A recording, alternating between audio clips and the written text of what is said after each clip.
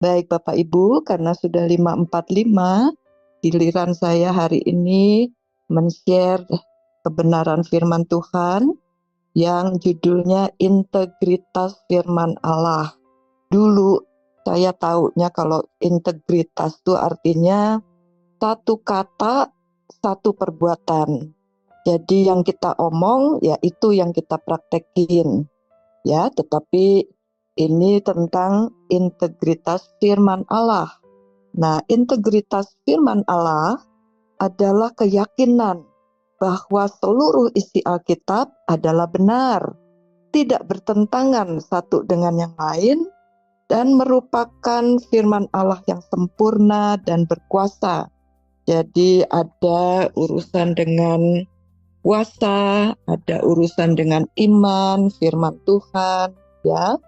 Lalu ternyata ada beberapa aspek dari integritas firman Allah ini.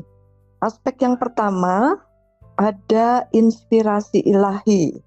2 Timotius 3 ayat 16-17, ayat ini menegaskan bahwa semua tulisan dalam Alkitab diizinkan oleh Allah, berguna untuk mengajar, berguna untuk menyatakan kesalahan, berguna untuk memperbaiki kelakuan, dan berguna untuk mendidik orang dalam kebenaran, serta mempersiapkan umatnya untuk melakukan perbuatan baik. Aspek kedua dari integritas firman Allah adalah kebenaran dan ketepatan. Mazmur 119 ayat 160 berkata, firman Allah adalah benar dan adil sepanjang masa. Yohanes 17 ayat 17 bilang, dia menegaskan bahwa firman Allah adalah kebenaran. Aspek ketiga dari integritas firman Allah ada konsistensi. 2 Petrus 1 ayat 20-21 mengajarkan bahwa nubuat dan tulisan dalam kitab suci tidak berasal dari kehendak manusia, melainkan dari Allah melalui Roh Kudus, sehingga memiliki konsistensi dan kesatuan. Oleh dorongan Roh Kudus, orang-orang berbicara atas nama Allah. Aspek keempat, integritas firman Allah ada relevansi.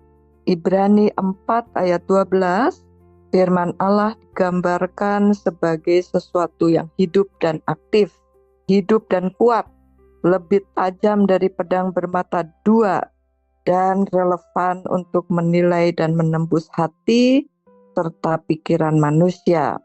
Jadi integritas firman Allah mencangkup keyakinan bahwa Alkitab itu diilhamkan oleh Allah, ditulis oleh manusia yang dipimpin oleh Roh Kudus, benar dan akurat, tanpa kesalahan dalam hal kebenaran yang diajarkannya. Integritas firman Allah juga konsisten, tidak bertentangan satu sama lain, meskipun memiliki banyak penulis dan ditulis dalam sejarah yang berbeda. Relevan karena firman yang hidup dan berlaku bagi semua generasi. Ya, nah dengan pemahaman ini kita sebagai orang percaya, mereka mengandalkan Alkitab sebagai sumber utama dan kebenaran juga merupakan petunjuk dalam kehidupan spiritual kita. Nah, kemarin Pak Dolfi sudah menyampaikan tentang Markus 4. Bapak Ibu jangan bosan kalau ada bagian-bagian yang akan diulang, karena itu yang membuat kita mengingat lagi, diingatkan lagi ya tentang firman Tuhan. Markus 4 itu pasal yang sangat jelas menggambarkan tentang integritas firman Allah. Ada kuasa, ada karakter, dan iman di dalam ini perikop ya. Markus 4 adalah perumpamaan tentang penabur yang menaburkan benih.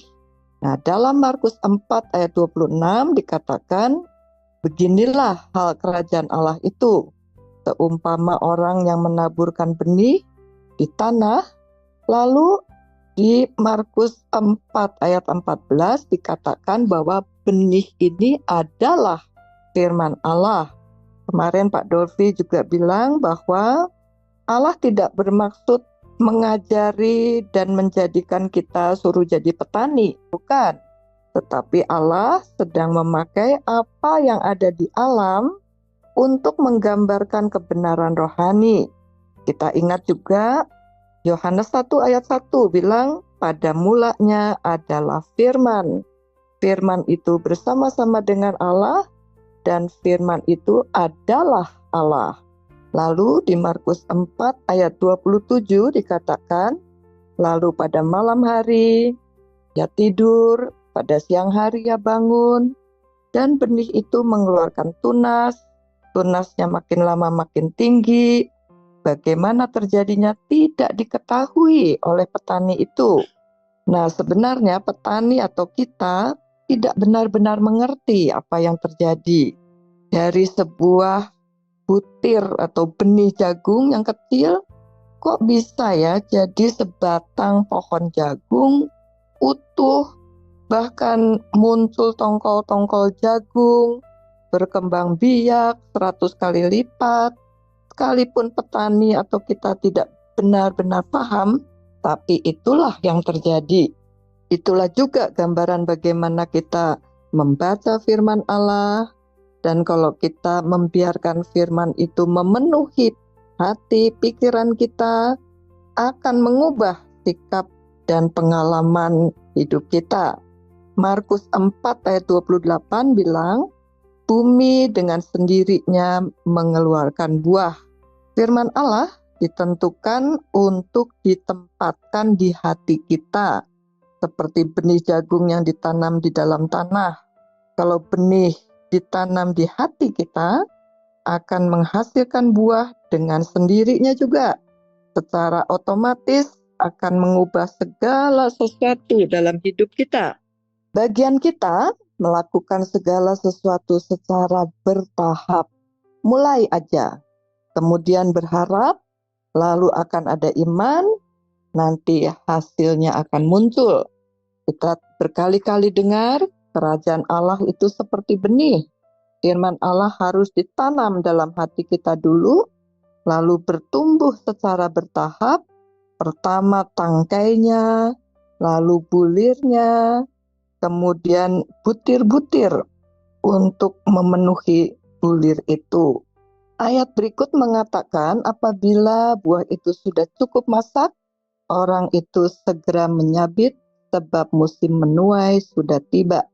Jadi ada tahap-tahap yang harus dilalui, tapi akhirnya ada masa berbuah dan matang. Bapak Ibu yang dikasihi Tuhan, sebenarnya dalam Markus 4 itu Tuhan Yesus sedang menguji murid-muridnya dengan berkata, ayo kita pergi ke seberang danau. Yesus tidak berkata, yuk kita naik perahu, kita pergi ke tengah lautan, kita pergi ke tengah danau lalu tenggelam. Tuhan nggak ngomong kayak gitu. Kita kan tahu kisahnya kemudian, bahwa Yesus naik ke perahu dan tidur. Tahu-tahu perahu yang mereka naiki bermasalah. Itu perahu terbuka ya, bukan seperti kapal pesiar yang Bu Yeni kemarin naiki. Artinya kalau ada badai, perahunya bisa tergoncang, air bisa masuk, memenuhi perahu. Dan Yesus tahu loh yang sedang terjadi, tapi masih mencoba untuk tidur. Murid-muridnya jadi kesal, datang ke Yesus, lalu berkata, Guru, engkau tidak peduli kita binasa? Ayo dong, lakukan sesuatu. Kok engkau sama sekali tidak membantu? Keluarin air kayak apa gimana gitu, supaya kita tidak tenggelam. Bukankah kita familiar Bapak Ibu dengan kalimat-kalimat semacam begini? Di zaman sekarang, hal yang sama sering kita tuduhkan kepada Allah. Allah, kenapa engkau kayak nggak peduli? Kayak engkau tidak melakukan sesuatu. Saya ini keadaan tidak baik-baik saja. Sebenarnya Allah sudah melakukan segala sesuatu. Tuhan sudah menyediakan segala yang kita butuhkan. Ketika Yesus bangun, menghardik angin dan ombak, cuacanya jadi tenang. Kemudian Yesus berpaling dan berkata kepada murid-muridnya, "Mengapa kamu kok ketakutan seperti gitu?" Bapak Ibu, bagian Tuhan adalah mengajarkan firman Allah kepada murid, kepada kita juga. Memberi kita janji. Bagian kita menerima firman itu, percaya janji-janjinya. Allah sudah menyediakan segala sesuatu melalui Yesus yang datang ke dunia ini. Ia memberi kita segala yang dibutuhkan untuk sukses dalam setiap segi kehidupan kita. Ia menyediakannya dalam bentuk benih, yaitu firman Allah. Yang kita harus lakukan adalah mengambil benih firman Allah itu, lalu menanamnya di hati kita. Caranya gimana?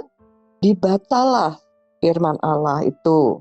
Renungkan, pikirkan, biarkan firman itu berakar di dalam kita.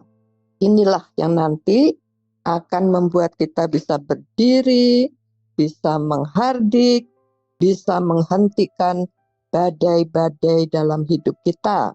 Kita perlu mempercayai firman Allah dan bertindak berdasarkan firman itu. Tadi bagus banget ya Pak Dolfi kasih Mazmur 139 ayat 13-14. Percaya bahwa firman itu ya dan amin. Matius 13 ayat 19 berkata, kalau kita tidak menanamkan firman Allah ke dalam hati kita, si jahat yang akan mengambil firman itu, sehingga firman itu tidak dapat berbuah dalam hidup kita. Jadi jangan sampai tidak tertanam firman Allah. Nah, menurut Yohanes 1 ayat 8, kita harus merenungkan firman Allah itu siang dan malam. Bisa sambil nyetir, bisa sambil kerja pun. Bisa, ya. Lalu Yohanes 6 ayat 63 berkata, firman Allah adalah roh dan hidup. Jadi manusia tidak seharusnya hanya hidup dari makanan dan minuman jasmani saja, tapi juga dari setiap kata yang keluar dari mulut Allah, sesuai yang dengan tertulis di Matius 4 ayat 4.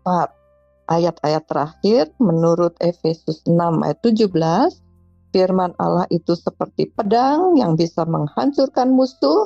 Bila kita menempatkan firman Allah pada posisi benar dalam hidup kita akan mempunyai hidup dan damai sejahtera.